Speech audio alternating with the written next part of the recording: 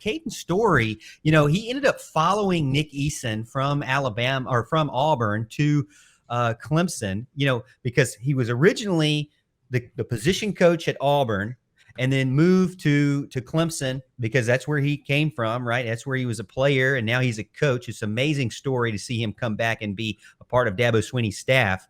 But Caden Story wanted to be a part of that, and he followed him. Now, Al, I'll start with you on this question. How big of an impact is that these young players are seem to be immediately gravitating toward Nick Eason, and he seems to be really off to a hot start as a defensive tackle, defensive line recruiter out there, especially for the Tigers? Yeah, no doubt. I think it's absolutely huge. I mean, especially with the tradition that Clemson has had in the recent years on the defensive line.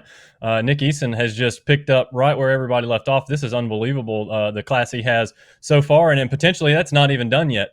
I just we talked about the need for a pass rush defensive end type, and I still wish we could find somebody to fill that role. But I mean, the dude is killing it, absolutely killing it. And I mean, Caden Story was a huge get at the end of the cycle last season. We didn't really have a whole lot going for us, so the fact that he followed Nick Eason here was huge. But I don't know what I know y'all were talking about top 5 position coaches, or you were supposed to talk about top 5 position coaches a couple weeks ago.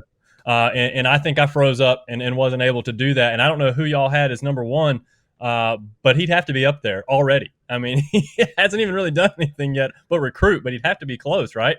I mean, what's your ranking? Al, we were worried because, you're Mr. Rules when it comes to these top 5s. You got all these rules about what you can and can't do, and you're following like some other kind of rule book that Houston and I usually are not following. So we didn't know if even a first-year coach at Clemson could be qualified under the Allen Adams rule book here. So could he be qualified? It's a tough call, but goodness gracious, when he's putting a recruiting class on paper like this, I mean, and he's already done this at Auburn. This is not something that's new. This is not something that he hasn't done before. He's coached defensive line and done it very successfully already. It just hasn't happened at Clemson yet, but all signs point to it's going to in a hurry. Man, what a progressive thing, Al. Already going and putting a new coach at top of the list. I mean, I said you got to be near the top of the list. I didn't necessarily say he was, but I would certainly listen to an argument for him being up there, no doubt.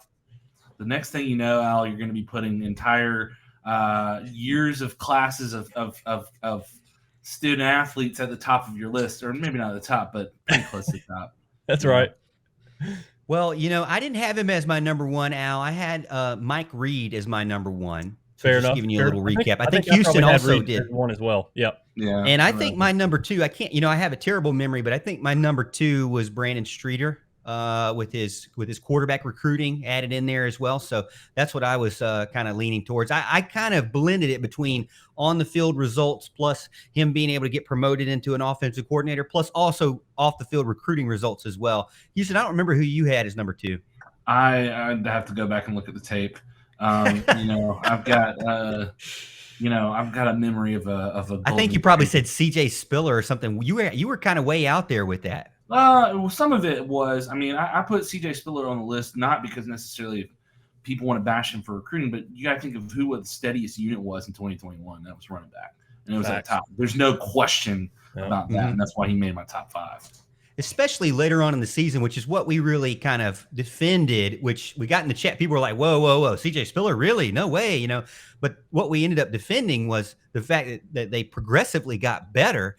Well, they also got healthy, so it helped as they got on later on. And, I just think this year is going to be a year where we'll see some more improvement from the running game.